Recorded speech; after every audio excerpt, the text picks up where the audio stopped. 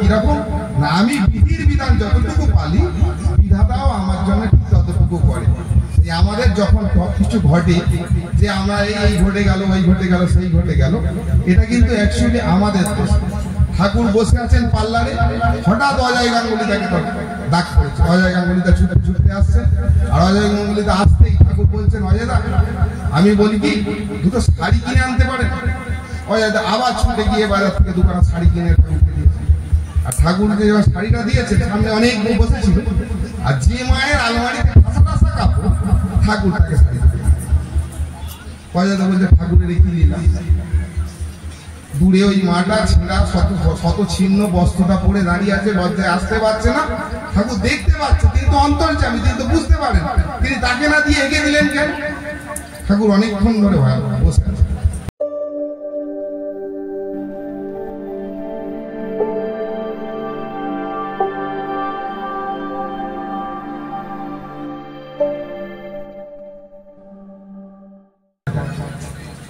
কিছুক্ষণ আগে নারী মাতৃ সম্মেলনে আমার লোকপাত করত। শ্রী ঠাকুরের এই পৃথিবীতে আসার মুখ্য কারণ ছিল দীক্ষা, শিক্ষা আর বিবাহ। এই মিশন নিয়ে তিনি এসেছিলেন। দীক্ষা মানে আমাদের জীবনকে দক্ষ করে যিনি তুলে দিতে পারবেন, তিনিই আমাদের দীক্ষা গুরু। আর শিক্ষা মানে লেখাপড়ায় দর হলে শিক্ষা তারে কয় না, অভ্যাস ব্যবহার সহজ জ্ঞান নইলে শিক্ষা হয় না। ঠাকুর বলছে শিক্ষাটা কিরকম না, শ্রী ঠাকুরের কাছে প্রতিদিন বৈকালবেলা প্রণম্য শ্রী ঠাকুরের প্রথম সন্তান, তিনি প্রতিদিন খবরের কাগজ পড়ে শোনাতেন।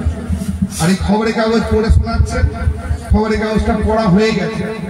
এমন সময় ঠাকুর পরিবারের একটা 7-8 বছরের ছেলে ওখান দিয়ে যাচ্ছিল। ঠাকুর তাকে বলছে, এই মনি শোন, খবরের কাগজটা গুছিয়ে রাখ। সে অনেকক্ষণ চেষ্টা করে গুছোতে পারছে না। আর যখন গুছোতে পারছে না, তখন ঠাকুরের যারা প্রতিনিয়ত সেবা করতে তাদের একজনকে ইশারা করলেন এবং সে গেছে কাগজটা গুছিয়ে। ঠাকুর তাকে ডেকে বললেন, তুই কোন স্কুলে পড়িস? বলছে, আমি তপবনে পড়ি। তো শিক্ষক কি? না, ডক্টর রেবতী মোহন বিশ্বাস। ডাক্তার শিক্ষককে ডাকা হয়। বলে, শোনেন রেবতীদা, আমরা ছাত্র একটা খবরের কাগজ গুছোতে পারছি। আপনি খালি কিছু পুঁথিগত বিদ্যা আমাদের শিখিয়েছে, যেখান থেকে হয়তো 2-4টে কথা বলতে পারবে, কিন্তু পারিবারিক শিক্ষা যদি না হয়, তাহলে একটা মানুষ কি মানুষ গজিয়ে উঠতে পারে? ঠিক দেখবেন অনেক মা আছে রান্নাঘরে রান্না করার পর রান্নাঘরটা সুন্দর গুছিয়ে রাখে, যারা মন্দিরের মতো লাগে। আবার অনেক মা আছে দেখবেন এইসব আলু ফালু করে রেখেছে। এই যে আলু ফালু করে রাখা মাগুলো জানে না যে তাদের জীবনগুলো কি রকম। ঠাকুরের একটা বাণী আজকে আমি তুলে এনেছি, অর্জনে পটু সাশ্রয়ী কাজে সুন্দরে সমাপন, এই দেখে তুই চিনবি লোকের দক্ষতা কেমন। অর্জনে পটু সাশ্রয়ী কাজে সুন্দরে সমাপন, এই দেখে তুই চিনবি লোকের দক্ষতা কেমন। অর্থাৎ আমরা মুখে যতই সাজিয়ে জ্ঞানের কথা বলি, আমরা সাজি, আমরা চারিদিকে ঘুরি, কিন্তু আমার বাড়ির চারপাশটা, আমার ঘরের ভেতরটা কতটা পরিপাটি করে গুছানো আছে, তার বই নির্ভর করবে যে আমি মানুষটা কেন। এটাকেই ঠাকুর বলতেছি। তারপর আসি বিবাহের কথা আজকে অনেক আলোচনা হয়েছে। ঠাকুরের এই 3টে মিশনের ভেতর থেকে ঠাকুরের 5টা নীতি ছিল। কি কি?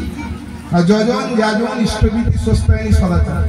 এইটাকে কমপ্লিট আমরা যে দীক্ষা নিয়েছি, আমাদের কাজ হচ্ছে কি এই 5টা নীতিকে, এই পঞ্চনীতিকে পূরণ করা, মানে অ্যাচিভ করা।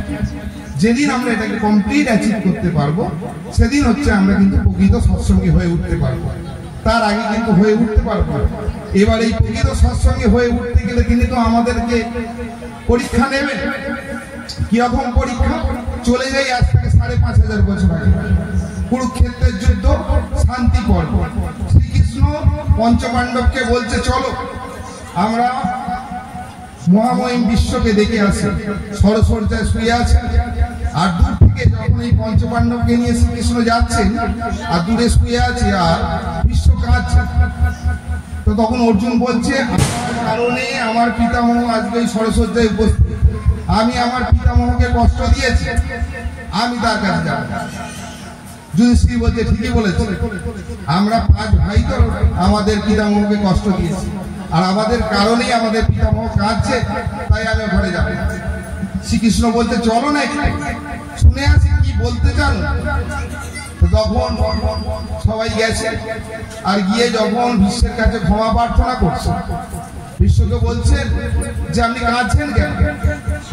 বলছে কাঁদছি এই কারণে, স্বয়ং ভগবান যা সহায়, তাদের যদি এত কষ্ট হয়, তাদের রাজ্য থেকে বিতাড়িত হতে হয়, বড় পরিচয় থাকার পর পরিচয় তাদের লুকোতে হয়, অন্য রাজ্যে গিয়ে ছদ্মবেশে তাদেরকে সেবা করতে হয়, বনে বাজারে ঘুরতে হয়, তারপরও কিছুটা থাকার জন্য তাদেরকে এত বড় যুদ্ধ করতে হয়, স্বয়ং ভগবান যাদের সহায় তাদের যদি এই অবস্থা হয়, তাহলে আমি তো তার সহায় নই, তিনি তো আমার সহায় নন, তাহলে আমার তো এই অবস্থা হবেই।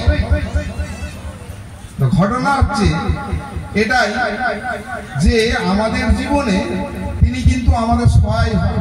কিরকম সহায়? ওই পঞ্চনীতি আমরা যদি অ্যাচিভ করতে পারি তবেই কিন্তু তিনি আমাদের সহায়। তা না হলে কিন্তু আমরা কি করব? এই অনুষ্ঠান হবে, কালী পুজোর মতো আসবো, দুহাত ধরে নাচবো, খাবো, চলে যাবো, লাভ কিছু হবে। লাভ পেতে গেলে কিন্তু কি করতে হবে না, আমাদের অ্যাচিভ করতে হবে। যজন যাজন ইষ্টবিধি সস্তায়নী সদাচার, এই পদক্ষেপে একটার পর একটা আমাদের এগোতে হবে। আর এটাকে যেদিন আমরা অ্যাচিভ করতে পারবো তবেই কিন্তু আমরা সৎসঙ্গী হয়ে উঠতে পারবো। আমি কিন্তু আপনাদের অনেক জ্ঞান দিচ্ছি, আপনারা আমাকে খারাপ ভাবতে হবে, কিন্তু বাস্তবটা আমি আমার উপলব্ধি দিয়ে, আমার চলমান ঋত্বিক দেবতা আমাকে প্রতি মুহূর্তে যেটা শিখিয়েছে, ঠাকুরের এই পঞ্চনীতিকে অ্যাচিভ করতে পারলে প্রকৃত ধর্মটা হয়। আজকাল দেখবেন ভারতবর্ষ তথা বিশ্বের দিকে কিছু লোক ধর্মের সংজ্ঞাটা বলতে দিয়েছে। কিরকম? না, হিন্দু ধর্ম, খ্রিস্টান ধর্ম, বৌদ্ধ ধর্ম, ইসলাম ধর্ম, কত কি বলছে। ঠাকুর কিন্তু কি বলছেন, এগুলো সব মত, ধর্ম কিন্তু এক। শ্রী ঠাকুরের এই মুহূর্তে পৃথিবীতে শিষ্য সংখ্যা প্রায় 21-22 কোটি। আমরা কিন্তু এক দ্বারা হয়ে বলতে পারছি না যে ধর্ম এক। বলতে পারছি কি? পারছি। কেন? না, আমরা অ্যাচিভ করতে পারছি। সেই জন্য ধর্ম কিন্তু ধর্ম আর এই সম্প্রদায় দুটো আলাদা। কিরকম না, রিলিজিয়ান আর ধর্ম দুটো ভিন্ন। রিলিজিয়ানটা কিরকম জানেন তো? আশিসটা জিও কোম্পানির ফোন ব্যবহার করে, এই নেটওয়ার্ক ব্যবহার, আমি এয়ারটেল ব্যবহার করি, কিন্তু আমি পোর্ট করলে জিওয়ে যেতে পারি, আমি পোর্ট করলে বিএসএনএল এ যেতে পারি। That's called religion. কিন্তু ধর্ম যা চিরন্তন সত্য, যা আমাকে বাঁচাবে, সেইটা হচ্ছে ধর্ম। আর সেই ধর্মটা কিন্তু আমাদেরকে আজও বাঁচায়। বসে বসে আবার অজয়দাকে ডাকি, অজয়দা শুনুন, আরো দুটো কাপড় নিয়ে আসুন। অজয়দা আবার ছুটে গিয়ে দুটো কাপড় নিয়ে ঠাকুরকে আবার দিয়েছে। ঠাকুরকে বল, ঠাকুর তোমার অজয়দাকে বলছে, ওই যে দূরে মাটা দাঁড়িয়ে আছে, ওকে দিয়ে অন্তর্যান। তিনি বুঝতে পেরেছেন, তখন দূরের মাটাকে যখন দিতে গেছে, মা কাপড়টা নিচ্ছে। বলছে কেন? না, আমার কাপড় চাই না, আমার ঠাকুরকে চাই। আমার কাপড় চাইনি, আমার ঠাকুরকে চাই। সর্বধর্মান্য পরিত্যাজ্য মামেকং শরণং অহংকার সর্বপাপে মোক্ষামি নাশনং। মানে আমার কিচ্ছু চাইনি, আমার শুধু তোমাকে চাই। ঠাকুর বলছে যে মা, আমি তোর সন্তান, আমি যদি তোকে একটা কাপড় দিই তুই নিবি না? মাটা সঙ্গে সঙ্গে কাপড়টা নিয়ে বাড়িতে গেছে, পরে এসে ঠাকুরকে এসে প্রণাম করছে। কেন? এই যে বললুম আমি তোমাকে চাই।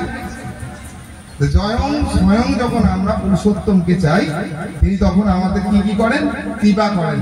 মুখং করতি বাচলং পঙ্গুলঙ্গতে গিরিং যদ্দীপাতমহং বন্দে পরমানন্দ মাধব।